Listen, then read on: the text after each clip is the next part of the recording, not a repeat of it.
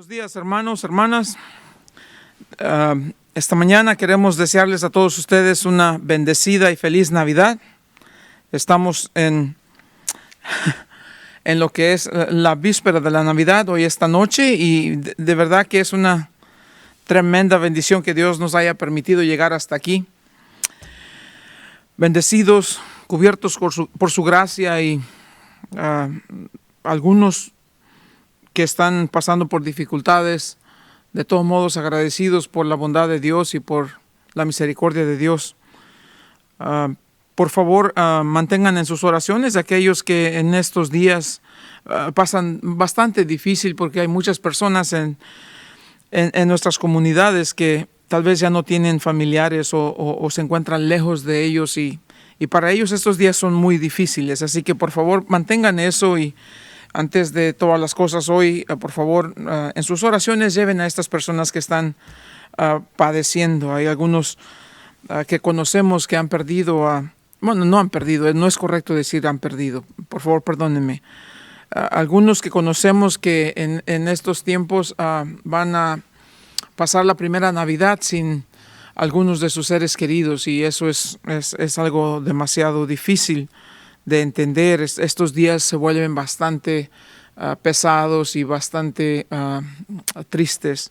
Así que, pero en todo esto recordamos que nuestro Dios es bueno, que nuestro Dios es fiel, que nuestro Dios es maravilloso. La semana que viene vamos a comenzar el año con un mensaje acerca de la fidelidad de Dios, del amor de Dios, acerca de esa gran verdad de que nuestro Dios no cambia. Pero hoy es Navidad, y por lo que toca vamos a darle gracias a Dios por eso, porque celebramos, Navidad no es las luces, los arbolitos, eso no es Navidad. Navidad es el evento histórico más importante desde que existe el hombre en la tierra. Navidad tiene que verse desde esa perspectiva. Navidad se trata de una persona. No solamente es un acontecimiento, no, es la revelación del Dios que creó todo lo que existe, el Dios que es infinito, el Dios que es eterno. En el cumplimiento del tiempo, dice el libro de Gálatas, Dios se reveló al hombre, y se reveló al hombre en carne, vino y vivió como nosotros. Y vivió en esta tierra, vivió aquí, caminó y comió y durmió y todas las cosas que hacemos nosotros. Dios en su gracia y su misericordia decidió un día venir y habitar entre nosotros. Eso dice el Evangelio de Juan. Entonces, la Navidad es ese momento histórico en que Dios vino a vivir con nosotros en la persona de su Hijo amado Cristo Jesús. El Padre siempre existió, el Hijo siempre existió, el Espíritu Santo siempre existió. El principio de Cristo Jesús es desde la eternidad. Jesús es eterno como el Padre es eterno, como Dios es eterno. Dios, una Trinidad, Padre, Hijo, Espíritu Santo, que existe desde la eternidad y por la eternidad. Pero la vida de Cristo Jesús como hombre, Dios nos dice, nos enseña en su palabra que Jesús es 100% Dios, pero es 100% hombre. El nacimiento de Cristo Jesús, cuando vino Dios y se reveló a nosotros en la persona de Cristo Jesús.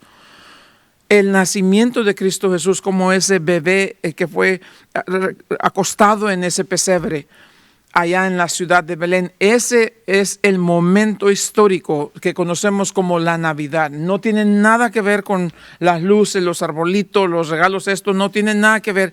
El punto es el regalo de Dios a la humanidad. Que en Cristo Jesús Dios nos estaba dando lo que necesitábamos, no lo que queríamos, no lo que nos imaginábamos, lo que necesitábamos. Y lo que necesitábamos era un Salvador, que viniera a sacarnos de la miserable vida de pecado, que viniera a liberarnos de la opresión del diablo, que viniera a hacernos libres de la esclavitud al pecado. Eso es la Navidad, eso es lo que celebramos. Entonces vamos a leer en el Evangelio de Lucas esta mañana, en el capítulo 2, algunos versos, y solamente porque es tan claro, es tan obvio, es tan poderoso. Pero es algo que debemos tener muy claramente en nuestra mente y en nuestro corazón. ¿Qué significa la Navidad? Para que no de pronto nos vayamos a equivocar, no nos vayamos a desviar de lo principal. Entonces vamos a ir al Señor en oración para que nos enseñe en su palabra y podamos hacer algunos apuntes de esto y podamos hacer unas aplicaciones prácticas.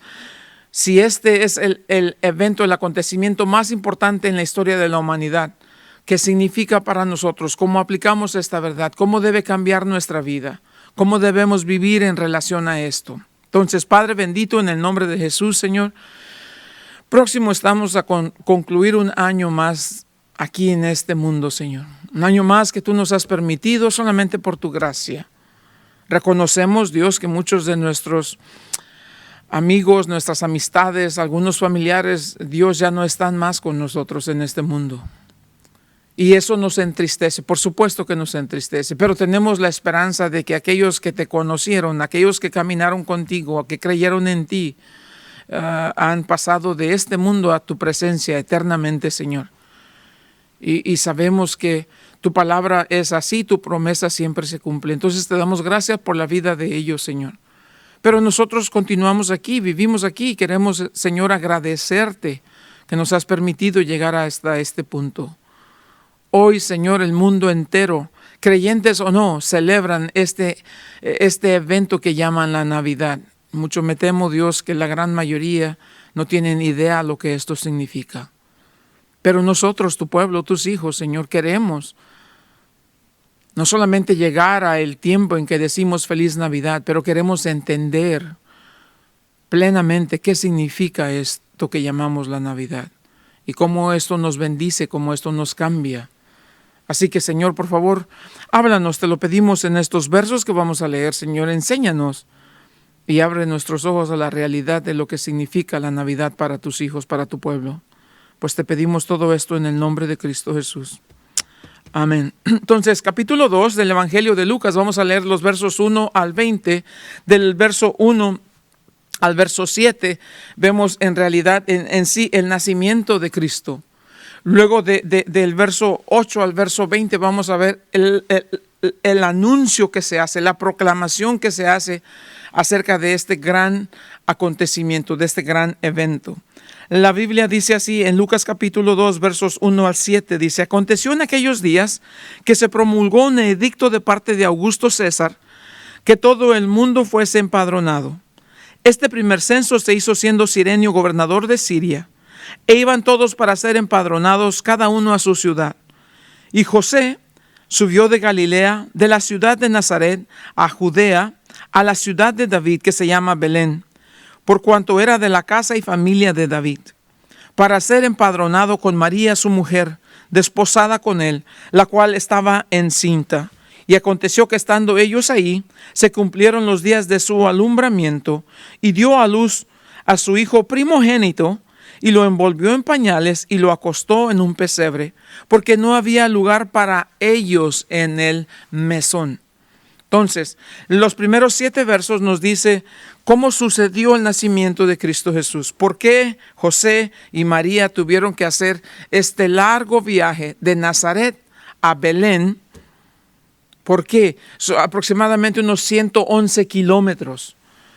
En el estado en que María se encontraba embarazada, para hacer esta travesía, este viaje de 100 y tantos kilómetros, les tuvo que haber tomado algunos 6 días por la condición en que ella se encontraba. Y entonces, ¿por qué tuvieron que ir ahí? Aunque aquí dice que porque Augusto César promulgó un edicto, un empadronamiento, un censo, pues. ¿Y por qué hacían estos censos? Bueno, porque Augusto César era el emperador romano y cada año tenían que venir los ciudadanos a su lugar de nacimiento. Ahí tenían que presentarse para ser tomados en estas estadísticas, en este censo, y para que pudieran seguir pagando impuestos.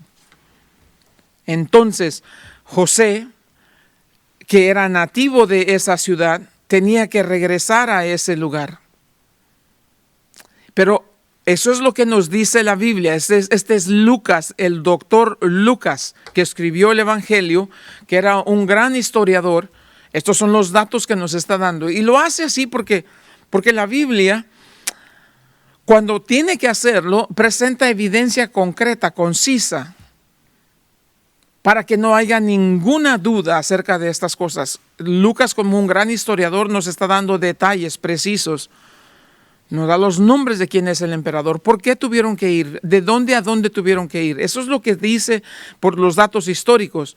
Pero nosotros sabemos que por la profecía, esto es el cumplimiento del perfecto plan de Dios. A ver, en el libro de Génesis, Dios nos había dicho que la bendición a todo el mundo vendría de un descendiente de Abraham. Y hemos hablado de esto. De ese descendiente, Isaac, el hijo de la promesa, vendría después Jacob. De Jacob vendrían las 12 tribus de Israel. De estas 12 tribus, una tribu en específico, la tribu de Judá. De esa tribu de Judá, muy en el futuro, vendría un hombre llamado Isaí. De ese hombre Isaí nacería un hombre llamado David. De ese hombre David vendrían muchos descendientes, pero en particular, muchos años después, va a venir este hombre que se llama José, que está desposado con María, que también es descendiente en el linaje de David. Este hombre José, que está desposado con María en un buen momento, eso leemos en el capítulo anterior en Lucas y también en Mateo, leemos que estando desposada María, José, quien se va a contraer matrimonio con ella, se da cuenta, descubre que María está embarazada. Secretamente, porque si José hace pleito al respecto y hace un gran alboroto y se da cuenta que él no ha tenido intimidad con María, y cómo es posible que María se embarazó si ellos no han tenido esta intimidad, entonces María sería acusada de fornicación. Y lo que eso demandaba es que sería apedreada en el centro del pueblo. Eso es lo que la ley de los judíos, la ley de Dios demandaba. José secretamente trata y busca la manera de cómo librarse de este compromiso de matrimonio que tiene con María. Y en eso está meditando cuando un ángel le aparece y le dice: José, no temas tomar a María por tu mujer, por lo que en ella hay, lo que en su vientre hay, ha sido engendrado por el Espíritu Santo. A María por separado, un ángel del Señor viene y le dice: María, eres bendecida, eres favorecida del Altísimo. Vas a quedar embarazada. Y ella dice: ¿cómo voy a quedar embarazada si yo no he tenido intimidad con ningún hombre? Y le dice: el Espíritu del Señor, el Espíritu Santo vendrá sobre ti y engendrará en tu vientre un bebé, un niño. Y cuando nazca ese niño, su nombre será Jesús, porque él salvará a su pueblo de sus pecados. Ahora, José y María han recibido instrucciones por medio de un ángel, instrucciones de Dios que así van a funcionar las cosas. En este tiempo del embarazo, entonces viene este censo. Pero el censo es parte del plan de Dios, no que Dios ordenó el censo, porque Dios ha dicho que Jesús habría de nacer en Belén. Eso lo vemos en las profecías de Miqueas capítulo 5. Belén Éfrata, siendo la más pequeña, dice, entre los príncipes de Judá, de ti saldrá el Salvador. Entonces, Dios ya ha determinado que siendo María y siendo José descendientes de David, el hijo de María, que es Cristo el Señor, tiene que nacer en la ciudad de David. No solamente va a nacer en la ciudad de David, pero va a heredar el trono de David y va a ocupar el trono de David por siempre. Navidad no es solamente los foquitos y todo esto, no. Navidad es el cumplimiento de la profecía, la palabra de Dios que se cumple. Entonces, ¿por qué hacen esto? Porque Dios ha ordenado todos estos acontecimientos. ¿Por qué el viaje? Porque tienen que llegar a la ciudad de Belén, porque es en Belén que tiene que nacer Cristo Jesús. Después va a crecer en Nazaret, por eso le llaman Jesús el Nazareno, porque creció en la ciudad de Nazaret, pero su origen, su nacimiento es en la ciudad de Belén. Pero hay algo interesante aquí, no solamente que va a la ciudad de Belén, pero cuando llega ahí, entonces ahora ya está a punto de dar a luz y no hay lugar para ellos en el mesón. Claro, habiendo tanta gente que habían venido a Belén para ser empadronados, para ser parte del censo, te puedes imaginar, en ese tiempo no había hoteles como hoy en día. y los lugares para hospedarse eran muy pocos. Los que somos de rancho sabemos lo que eso significa. Nos quedábamos ahí en el corredor de alguien. Eso era lo que se acostumbraba. Entonces el único lugar es donde tienen este lugar donde normalmente van a los viajeros que vienen a ese lugar, a Belén, que es una ciudad muy pequeñita, van a venir y si traen animales los van a meter en esta cueva que se hace más o menos entre las rocas ahí, y ahí van a poner sus animales. Allí va a nacer el Salvador del mundo. Pero no creo que era un accidente, no creo que porque no había otro lugar, no. Porque si va a venir a salvar a la humanidad, tiene que empezar desde los que están abajo, desde los que son insignificantes, desde los pobres, desde los menospreciados, desde los rechazados, desde los marginados. Porque un Salvador que comenzara en un palacio, pues sería muy difícil para que pudiera alcanzar a los pobres y que los pobres confiaran en Él. Pero creo que esto es el plan de Dios. Entonces nace Jesús. No hay otro lugar, el pesebre está allí, le va a poner María en el momento que nace, lo va a enredar aquí dice que lo enredó en pañales, pero en realidad no eran pañales como usted y yo conocemos. Lo que eran estas tiras de tela, de sábanas viejas que rasgaban y rompían y enredaban a los bebés. Ustedes se acuerdan en México, como en todas partes, cómo se acostumbraba en un pequeño pedazo de tela, enredaban al pequeño así bien apretado y todo eso, pues para que no se fuera a lastimar un brazo y para que pudiera estar tranquilo y pudiera estar allí. Lo enredaron entre esos pedazos, estas garras, pues. Pero lo interesante de estos trapos era que eran los trapos que se utilizaban para enredar el cuerpo muerto de una persona, un cadáver. En esas cosas, en todas esas cosas te está diciendo, en el lugar, el pesebre es el lugar donde se le ponía el alimento, por lo general, a los caballos, a los burros, a las vacas, aún hasta a las cabras, a las ovejas. El pesebre era el lugar donde se alimentaba al rebaño. Es tan interesante porque Jesús dijo que Él es el pan de vida. Y su vida comienza en ese lugar donde se alimenta. Y empieza en una condición de miseria, de pobreza. Toda su vida Él dijo, yo no tengo lugar donde recostar mi cabeza. Cuando murió fue sepultado, por así decirlo, en una tumba prestada, ni siquiera era suya. El Señor, la Biblia dice, porque siendo rico por nosotros se hizo pobre para que nosotros fuésemos hechos ricos por su pobreza. A veces pienso que todas las cosas que hacemos en Navidad es un insulto al verdadero propósito de Navidad. A veces pienso de todo el dinero que gastamos en adornos, en arbolitos, y que sea fresco y que sea de tal tipo y que cueste esto y que se le pongan 10,000 esferas y 400 series de luces y que sea, cuando eso no tiene nada que ver con el Señor, que nació en un humilde pesebre, enredado en garras, en trapos que se usaban para preparar los cadáveres de los muertos. No nació en un palacio. No nació con prendas de vestir, de marca. Nació en un humilde lugar en donde se guardaba a los animales, donde se refugiaban los animales.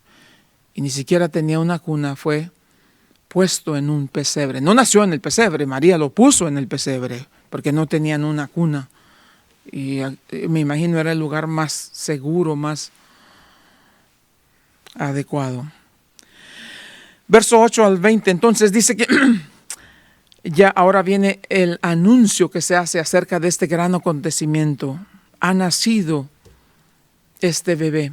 Pero verso 8 dice, había pastores en la misma región que velaban y guardaban las vigilias de la noche sobre su rebaño. Y aquí se les presentó un ángel del Señor y la gloria del Señor los rodeó de resplandor y tuvieron gran temor. Pero el ángel les dijo, no temáis, porque aquí os doy nuevas de gran gozo que serán para todo el pueblo, que os ha nacido hoy en la ciudad de David un Salvador que es Cristo el Señor. Esto os servirá de señal, hallaréis al niño envuelto en pañales, acostado en un pesebre. Repentinamente apareció con el ángel una multitud de las huestes celestiales que alababan a Dios y decían: gloria a Dios en las alturas y en la tierra paz, buena voluntad para con los hombres. Sucedió que cuando los ángeles se fueron de ellos al cielo, los pastores se dijeron unos a otros: pasemos pues hasta Belén y veamos esto que ha sucedido y que el Señor nos ha manifestado. Vinieron pues apresuradamente y hallaron a María y a José y al niño acostado en el pesebre. Y al verlo, dieron a conocer lo que se les había dicho acerca del niño.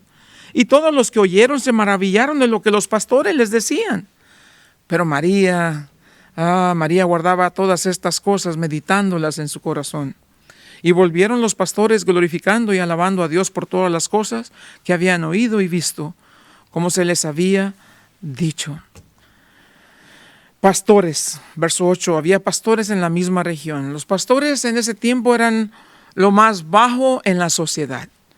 Los pastores, porque continuamente estaban sucios, continuamente andaban con, imagínate, si tenían varias ovejas, unas 100 y algo, pues casi no había un día en que no estuvieran atendiendo una ovejita que estaba pariendo y manejando estos y ensangrentados y todas estas cosas, y había corderitos que se lastimaban, y el pastor tenía que ser muy vivo, tenía que mantener siempre con mucha prontitud el número de sus ovejas y cuáles eran, y inclusive les ponían nombres y estar al tanto de los peligros, donde hay buena agua, donde hay buen pasto para que se alimenten y donde hay sombra para que descansen, y cuando se enferma una, él tiene que identificar qué le pasa, si ha comido una hierba que le está molestando, si una plaga se le ha subido, si estos animales a veces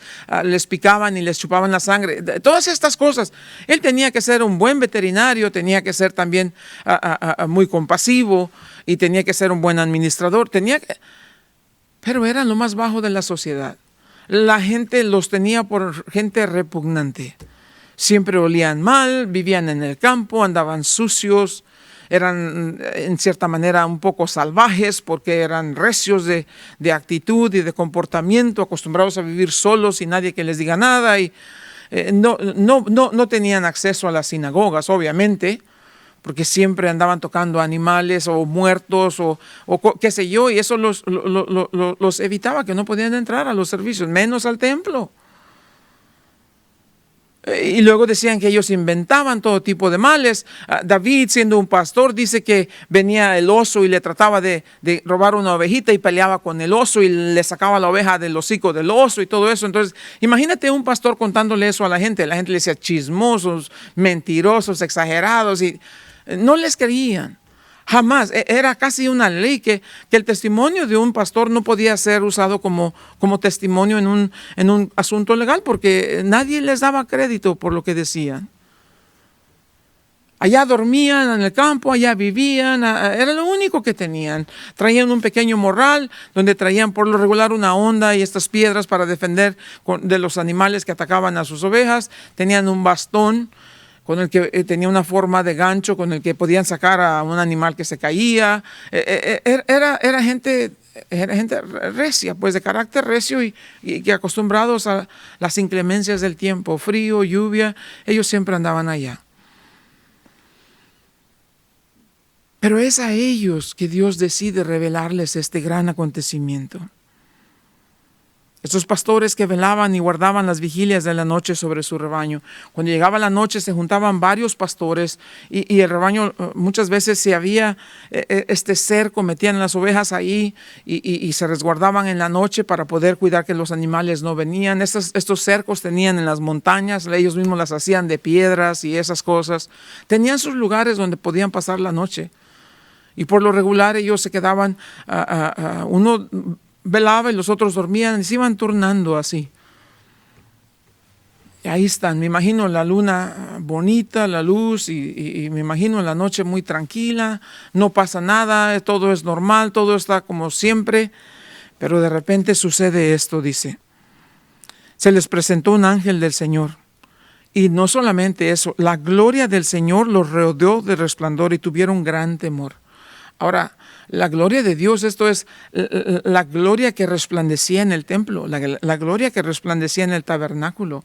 Esta es la gloria que vio a Moisés cuando subió al Sinaí, que recibió la ley. Esta es la gloria de Dios. No estamos hablando de cualquier cosa. Este es un acontecimiento sin igual.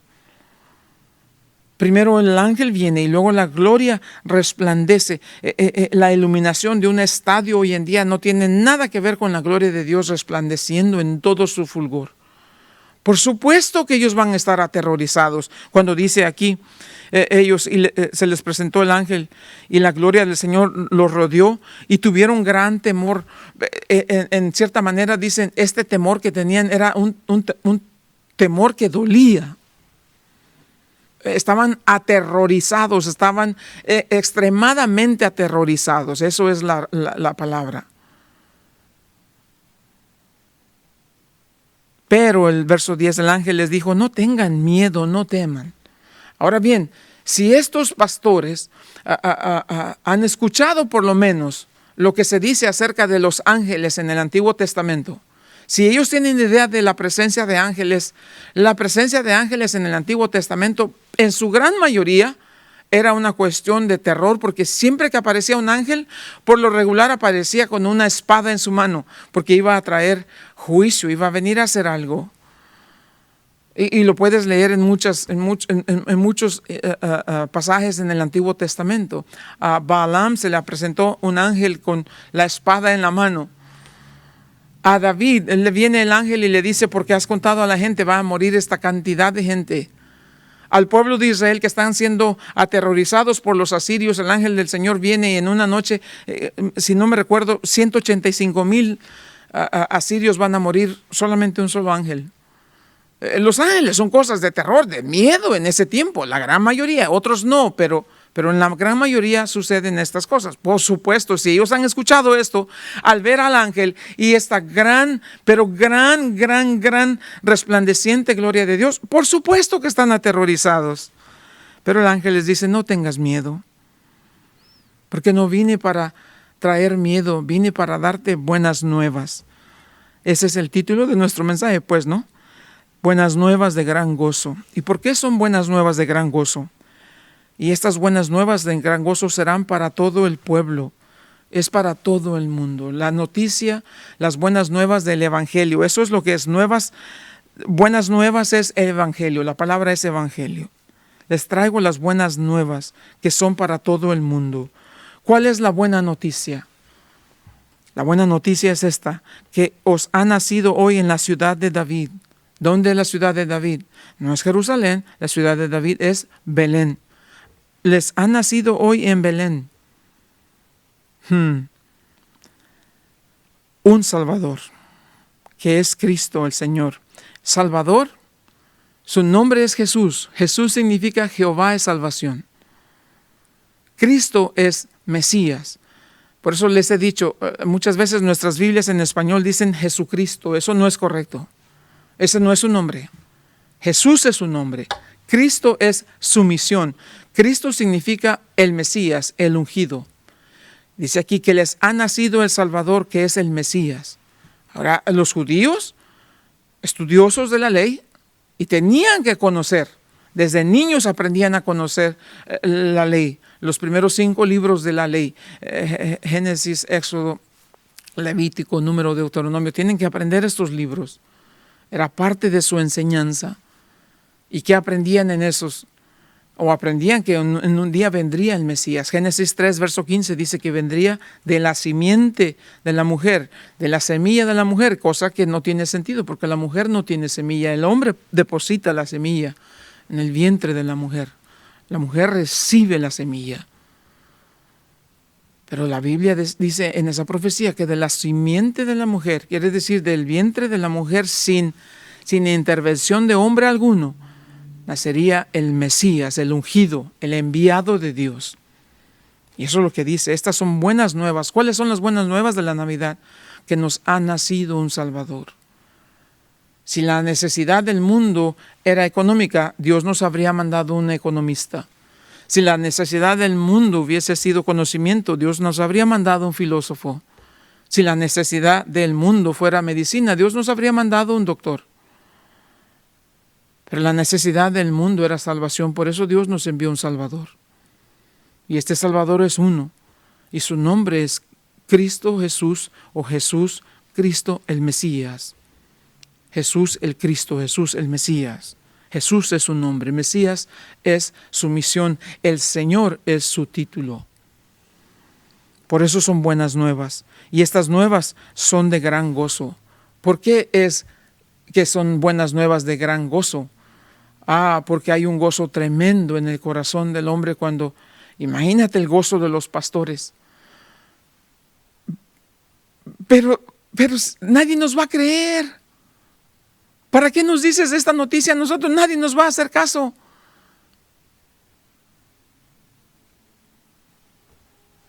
Pero a ver, esto es como que bastante bonito en verdad, porque ¿por qué no le revelaste eso a César, el emperador romano?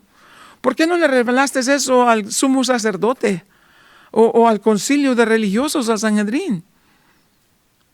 ¿Por qué a nosotros?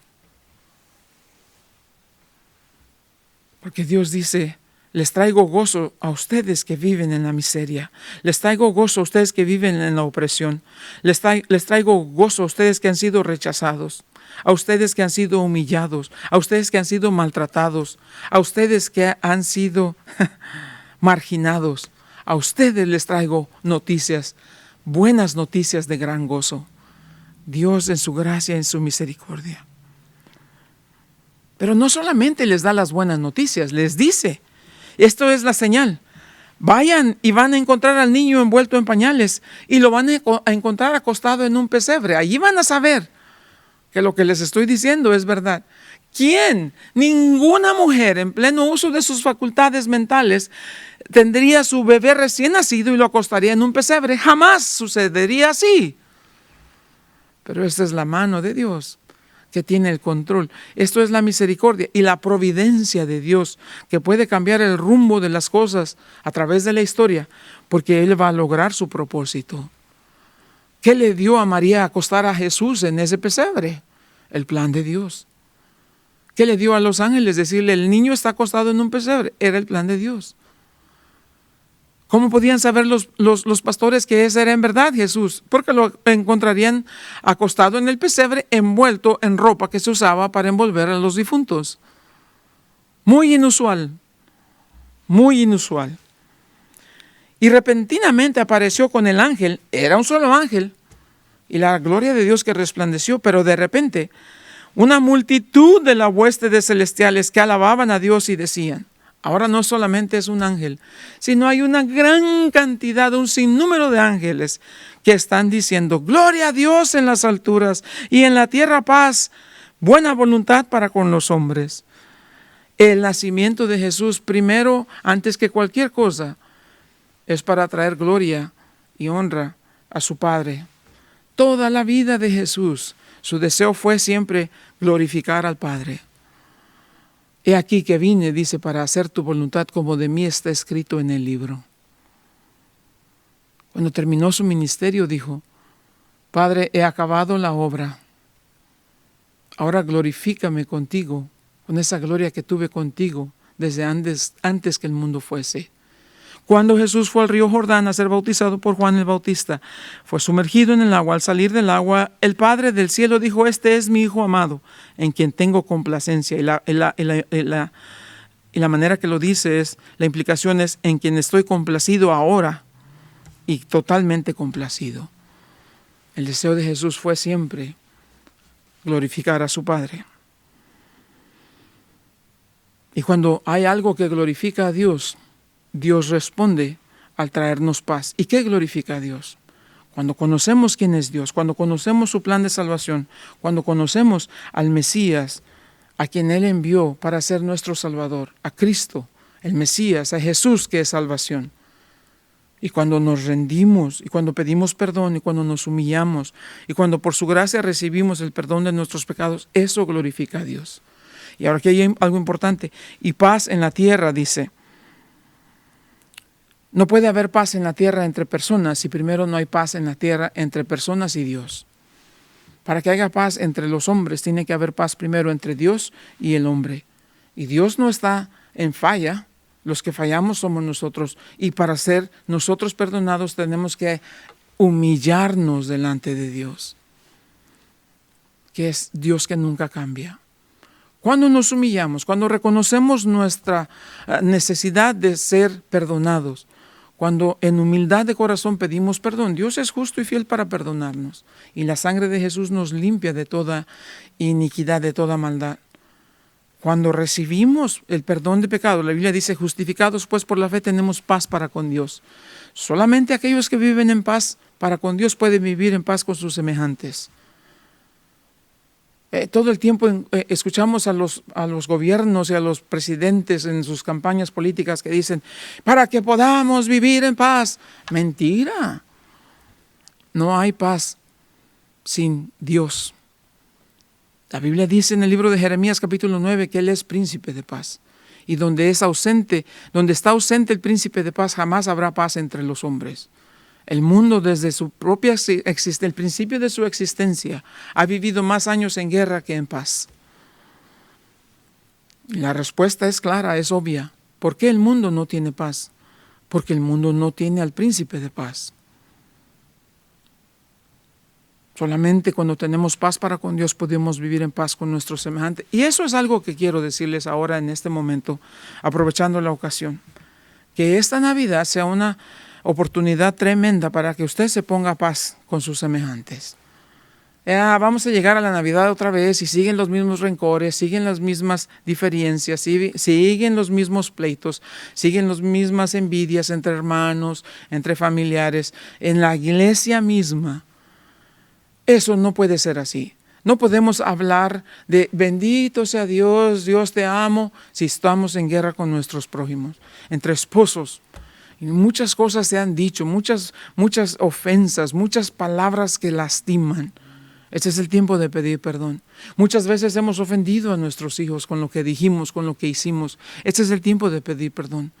Y los hijos seguramente que mucho hemos ofendido a nuestros padres. Este es el tiempo de venir y pedir perdón. No nos engañemos, si no nos ponemos a cuentas entre nosotros, no podemos decir que estamos a cuentas con Dios.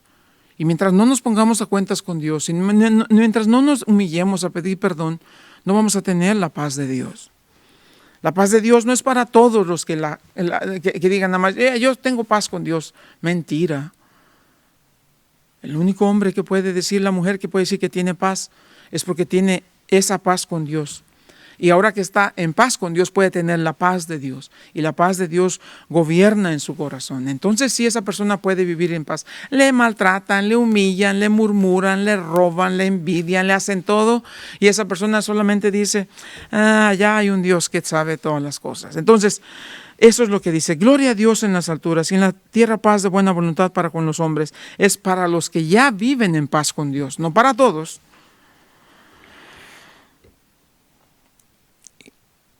Y luego dice, sucedió que cuando los ángeles se fueron de ellos al cielo, los ángeles ya se van, los pastores se dijeron a nosotros, pasemos pues hasta Belén y veamos esto que ha sucedido y que el Señor nos ha manifestado. Vinieron pues apresuradamente y hallaron a María y a José y al niño acostado en el pesebre, así como se les dijo. Y al verlo dieron a conocer lo que se les había dicho acerca del niño. Me imagino llegaron ahí, ¿usted es la mamá? Sí. ¿Usted es el papá? Sí. ¿Y ustedes qué están haciendo aquí? ¿De dónde vienen? ¿Por qué están aquí?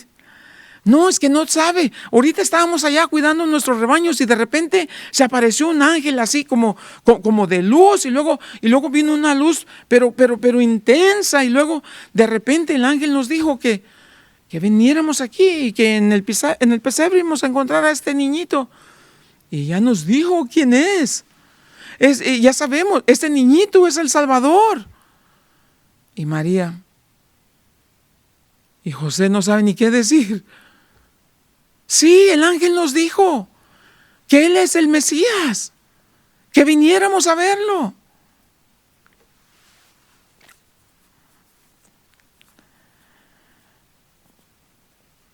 Dieron a conocer todo lo que se les había dicho acerca del niño. Y todos los que oyeron, para ahora, Todos los que estaban en ese lugar allí, en ese lugar de paso, en ese lugar de alojamiento, pues han escuchado el relajo y los gritos de María, ¡ah! Y el llanto del niño, ¡ña!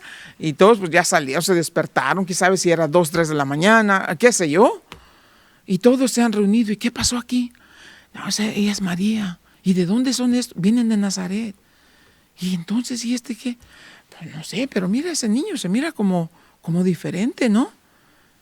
Y todos ahí, mira qué niño, mira qué hermoso está. Oye, pero ¿por qué lo acostaría ahí en el pesebre? Ay, ¿ya viste en qué lo enredó? Ay, qué malos, ¿por qué lo enredaron en esos trapos viejos? Esas garras, porque ya están ahí murmurando y todo.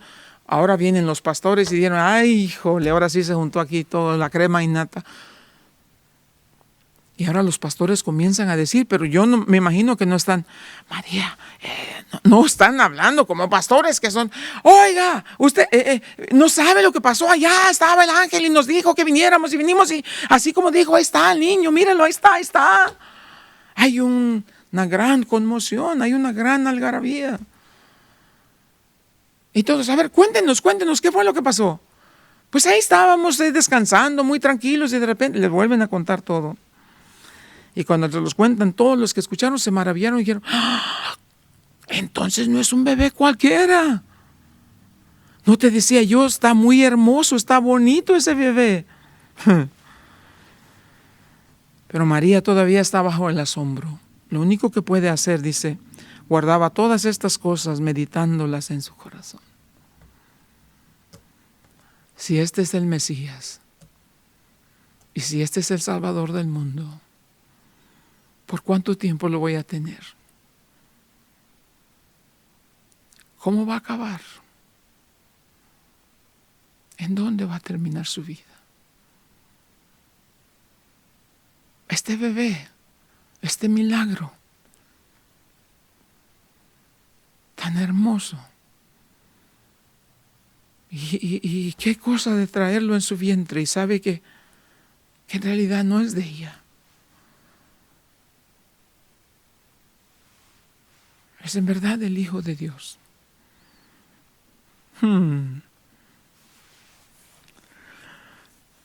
Verso 20. Volvieron los pastores glorificando y alabando a Dios por todas las cosas que habían oído y visto como se les había dicho. Fueron a anunciar lo que habían visto. Eso es Navidad, hermanos. Qué cosa más hermosa la gracia de Dios. Espero que en estos días tengan tiempo de sentarse con sus hijos y leer este pasaje en particular. Porque no solamente es leerlo, pero es responder correctamente. Esta es una historia que Dios busca respuesta de parte de nosotros. Este pasaje nos enseña de cómo debemos comportarnos ante el nacimiento de Cristo Jesús. Este gran anuncio, esta gran proclamación que fue hecha a los pastores. Y que como los pastores, también con ese emotivo regocijo y el gozo en nuestros corazones, lo tratemos como es en verdad las buenas nuevas de gran gozo. Que meditando acerca de estas cosas, no solamente las guardemos en nuestro corazón, meditando en ellas, pero que las compartamos con los demás. Este gran acontecimiento, este evento histórico, no es para quedárnoslo callado. ¿Cuántas personas ustedes conocen allí en su vecindario, en su comunidad, que nunca van a tomar el tiempo de leer una Biblia? Muchos ni siquiera tienen una Biblia. Invítelos. Vecina, oiga, ya casi llegamos para el tiempo de las 12 de la noche, pero ¿me daría permiso que le lea nada más unos cuantos versos de mi Biblia acerca de lo que es la Navidad? ¿Para qué? Pues para que nos recordemos de lo que Dios quería que aprendiéramos de este gran evento. Porque Dios vio nuestra necesidad y nos ha proveído de lo que más necesitábamos, un Salvador. Esas son las buenas nuevas que proclamamos.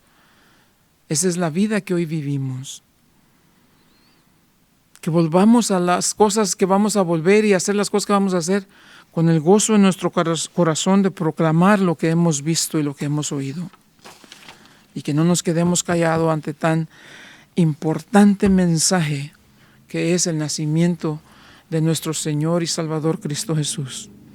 Y que esta Navidad en verdad marque el principio de una nueva relación, una relación íntima, no una religión, una relación íntima. Y que para la próxima vez que festejemos Navidad, que celebremos la Navidad. Y quienes no estén aquí, quienes sí estén todavía, podamos con gratitud en nuestro corazón decir: Señor, gracias, porque nos enseñaste el verdadero propósito de la Navidad, que no está en los arreglos, que no está en los regalos, que no está en la cena, sino en la persona que representa. La razón de la celebración es Cristo Jesús, el Mesías, que vino del cielo a morir por nuestros pecados. Vamos a orar. Padre bendito, en el nombre de Jesús, Señor, te doy gracias por haber proveído para nuestra más grande necesidad, nuestra necesidad de un Salvador, y aquí nos enviaste al Mesías, a tu Hijo amado, que viniera a morir por nuestros pecados. Ese bebé que nació allí en Belén y fue depositado, acostado en ese pesebre, no vivió toda su vida como un bebé. Creció, se hizo hombre, vivió sin pecado, murió por nuestros pecados, fue sepultado y resucitó, y después ascendió y está sentado a tu diestra, Padre. Eso sabemos del Mesías. Habiendo completado la obra de redención, la obra perfecta de salvación, regresó a su lugar que le corresponde. Y es nuestra esperanza que pronto lo veremos, porque Él prometió que vendría por nosotros. Porque donde Él está, quiere que nosotros también estemos. Pero esto es solamente para los que entienden y reconocen que Jesús es el camino, no hay otro camino. Que Jesús es la verdad y no hay otra verdad. Que Jesús es la vida. Aquel que tiene al Hijo tiene vida eterna. Por eso te pido por mis amigos que me escuchan en esta mañana, Señor, que en el nombre de Jesús, si no tienen una relación contigo, que esta Navidad puedan recibir a Jesús, el regalo del cielo para nosotros, a Jesús ese bebé envuelto en pañales, pero también a Jesús el hombre colgando en la cruz del Calvario, muriendo por nuestros pecados. Ese es el regalo de la salvación. Que mis amigos que me escuchan y no te conocen reciban a Jesús en su corazón y que esta sea la primera Navidad que viven como creyentes, como hombres y mujeres de fe que han depositado su confianza en Cristo Jesús para su salvación. Y que celebren, sí. ¿Qué celebras hoy?